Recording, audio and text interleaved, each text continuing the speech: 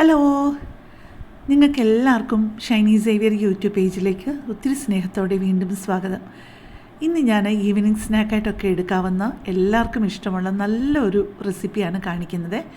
ഉണ്ടംപൊരി, പഴക്കേക്ക്, ബോണ്ട, അങ്ങനെ ഓരോ നാട്ടിൽ ഓരോന്നാണ് പറയുന്നത് കേട്ടോ. തിരുവനന്തപുരം സൈഡിലോട്ടൊക്കെ ഞാൻ കൂടുതൽ കേട്ടിരിക്കുന്നത് പഴക്കേക്ക്, ഗുണ്ട്, ഉണ്ടംപൊരി അങ്ങനെയൊക്കെ കേട്ടിട്ടുണ്ട് കേട്ടോ. ഇപ്പം ഞാൻ പഴക്കേക്ക് ഉണ്ടാക്കാനായിട്ട് 3 പാളയംകുടം പഴമാണ് എടുത്തിരിക്കുന്നത്, ചെറുത്.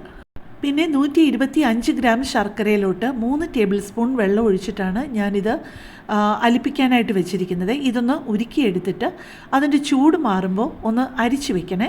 അതിനകത്ത് കല്ലും മണ്ണും ഒക്കെ ഉണ്ടാവുമല്ലോ, നിങ്ങൾക്കറിയാമല്ലോ. ഒട്ടും കട്ടയില്ലാതെ അങ്ങ് അലിച്ചെടുക്കണേ. ഞാൻ പറഞ്ഞല്ലോ 3 ചെറിയ പാളയംകുടം പഴമാണ് എടുക്കുന്നതെന്ന്. തീരെ ചെറുതെന്ന് പറയാൻ പറ്റത്തില്ല, ഒരു മീഡിയം വലിപ്പം. പിന്നെ അതിന് വേണ്ടിയിട്ട് ഞാൻ പൊടി എടുത്തിരിക്കുന്നത് 1 കപ്പ് ഗോതമ്പ് പൊടിയാണ് എടുത്തിരിക്കുന്നത്. നിങ്ങൾക്ക് വേണമെന്നുണ്ടെങ്കിൽ പകുതി ഗോതമ്പ് പൊടിയും പകുതി മൈദ വേണമെന്നുണ്ടെങ്കിൽ എടുക്കാം, മുഴുവൻ മൈദ വേണമെന്നുണ്ടെങ്കിൽ എടുക്കാം. ഇപ്പം ഞാൻ ആ 3 പഴവും ആ മിക്സി ജാറിലോട്ട് അരിഞ്ഞിട്ട് കൊടുത്തിട്ട് 1/4 ടീസ്പൂൺ ഏലക്കാപ്പൊടിയും 1/4 ടീസ്പൂൺ ഉപ്പും 1 നുള്ള് സോഡാപ്പൊടിയും കൂടി ഇട്ട് കൊടുത്തിട്ടുണ്ട്. ഇതെല്ലാം കൂടെ നമുക്ക് നന്നായിട്ടൊന്ന് അരച്ചെടുക്കണം. എന്നിട്ട് വേറെ ഒരു പാത്രത്തിലേക്ക് ഞാനിപ്പോൾ എടുത്തിരിക്കുന്നത് 1 കപ്പ് ഗോതമ്പ് പൊടി മാത്രമായിട്ടാണ് എടുത്തിരിക്കുന്നത് കേട്ടോ. പിന്നെ ഞാൻ ചെയ്തത് ആ പഴം അരച്ചെടുത്തിട്ട് നമ്മുടെ ശർക്കര നന്നായിട്ട് തണുത്ത് അരിച്ചു കഴിഞ്ഞപ്പോൾ ആ ശർക്കരപ്പാനിയും കൂടി ഇട്ട് മിക്സിയിൽ ഒന്നുകൂടെ ഒന്ന് അടിച്ചെടുത്തു. അങ്ങനെ പഴവും ശർക്കരയും എല്ലാം ഒന്നിച്ച് ആ അടിച്ചെടുത്ത ആ ഒരു കൂട്ട് കുറേശ്ശെയായിട്ട് ഈ പൊടിയിലോട്ട് ഒന്ന് ഇളക്കി കൊടുക്കണേ. പിന്നെ വെള്ളത്തിൻ്റെ ആവശ്യമുണ്ടെങ്കിൽ മാത്രം ചേർത്താൽ മതി. എനിക്ക് പക്ഷേ ഇച്ചിരി പോലും വെള്ളത്തിൻ്റെ ആവശ്യം വന്നില്ലായിരുന്നു. കറക്റ്റ് കുഴച്ച് കഴിഞ്ഞപ്പം അതിൻ്റെ ആ ഒരു പാകത്തിന് കിട്ടി. ശർക്കരപ്പാനിയും പഴവും എല്ലാം കൂടെ വന്നു കഴിഞ്ഞപ്പോഴേക്ക് ഒരു കാര്യം ഞാൻ പറഞ്ഞോട്ടെ. എൻ്റെ ഈ ചാനലും എൻ്റെ ഈ വീഡിയോയും ഒക്കെ ആദ്യമായിട്ട് കാണുന്ന ആരെങ്കിലുമൊക്കെ ആണെന്നുണ്ടെന്നുണ്ടെങ്കിൽ എൻ്റെ ചാനലിൽ നിങ്ങളൊന്ന് പോയി ചെക്ക് ചെയ്യണേ. ഒരുപാട് നല്ല റെസിപ്പികളുണ്ട്. നിങ്ങൾക്കതെപ്പോഴായാലും പ്രയോജനപ്പെടാതിരിക്കത്തില്ല കേട്ടോ. പിന്നെ ഈ പഴക്കേക്കിൻ്റെ കൂട്ടിലേക്ക് ഞാൻ 2 സാധനങ്ങളും കൂടെ ചേർത്തിട്ടുണ്ട്. ഇത് നിർബന്ധമുള്ള കാര്യമല്ല കേട്ടോ. കുറച്ച് നെയ്ക്കകത്ത് വറുത്ത് ചെറുതായിട്ട് മുറിച്ച കാഷ്യൂ നട്ട്സും കുറച്ച് തേങ്ങാക്കൊത്തും കൂടെ. ഇങ്ങനെ ഞാൻ എപ്പോഴും കുറച്ച് വറുത്ത് ഫ്രീസറിൽ വെച്ചേക്കും. കാരണം പെട്ടെന്നൊന്ന് പായസം ഉണ്ടാക്കാനോ ഇങ്ങനെ എന്തെങ്കിലുമൊക്കെ ആവശ്യം വരികയാണെങ്കിലോ ഒക്കെ ഒന്ന് പെട്ടെന്ന് എടുക്കാനായിട്ട്.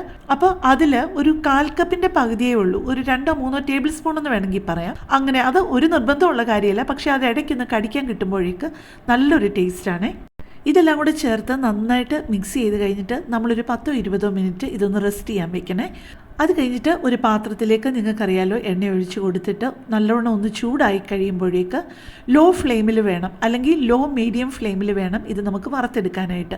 ഒരുപാട് തീ കൂടി കഴിഞ്ഞ് കഴിഞ്ഞാൽ ഉള്ളി വേവാതിരിക്കും. അതുകൊണ്ട് എന്നാൽ തീ അങ്ങ് തീരെ കുറച്ചിട്ട് കഴിഞ്ഞാൽ എണ്ണ കുടിക്കുകയും ചെയ്യും. പിന്നെ ഒരു കാര്യം ശ്രദ്ധിക്കാനുള്ളത്, പഴം ഒരുപാടങ്ങ് പഴുത്തു പോയതായിരിക്കരുത്. അങ്ങനെയാണെങ്കിൽ എണ്ണ കുടിക്കാൻ സാധ്യതയുണ്ട് കേട്ടോ.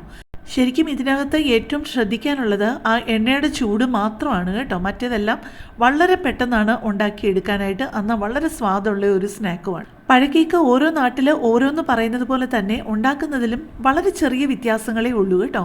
കോമൺ ആയിട്ട് കുറച്ച് ചേരുവകൾ കഴിഞ്ഞു കഴിഞ്ഞാൽ പിന്നെ ബാക്കിയെല്ലാം വളരെ ചെറിയ വ്യത്യാസങ്ങളേ ഉള്ളൂ. ചിലർ പഞ്ചസാര പൊടിച്ചിട്ടുണ്ടാക്കും, ചിലർ ജീരകം ചേർക്കും, ചിലർ ചുക്കിൻ്റെ പൊടി ചേർക്കും. അപ്പോൾ ഇപ്പം നമ്മുടെ അവസാനത്തെ ആ ഒരു 3 പഴക്കേക്കും കൂടി ഇട്ട് കൊടുത്തിട്ടുണ്ട്. ഒരുപാടൊക്കെ ഇട്ട് കൊടുത്തു കഴിഞ്ഞ് കഴിഞ്ഞാൽ ചിലപ്പോൾ അത് ഒട്ടിപ്പിടിച്ചാലോ എന്ന് ഓർത്തിട്ടാണ് കുറേശ്ശെ ഇടുന്നത്. പക്ഷേ എന്നാലും വേണമെങ്കിൽ ഒരു 4-5 എണ്ണമൊക്കെ ഇടുന്നതിനൊരു കുഴപ്പമില്ല. ഈ ഒരു പരുവത്തിലാണ് നമുക്ക് എടുക്കേണ്ടത്. നമ്മൾ വറുത്തെടുത്ത് കഴിഞ്ഞാലും ഇരുന്ന് കുറച്ചുകൂടെ ഒരു കളർ വയ്ക്കും. അതുകൊണ്ട് അതിന് അനുസരിച്ച് വേണം നമ്മൾ വറുത്ത് കോരാനായിട്ട്. ഇപ്പം നമ്മുടെ അവസാനത്തെ പഴക്കേക്കും വറുത്തെടുത്ത് കഴിഞ്ഞിട്ടുണ്ട്. ഈ ഒരു റെസിപ്പിയിൽ നിങ്ങൾ ഒരു പ്രാവശ്യമെങ്കിലും ഒന്ന് ട്രൈ ചെയ്യണം കേട്ടോ. നല്ല ഒന്നാന്തരം ഒരു 4 മണി പലഹാരമാണിത്. അപ്പോൾ നമുക്ക് കൂടുതൽ നല്ലൊരു വീഡിയോയുമായിട്ട് നാളെ കാണാം. താങ്ക്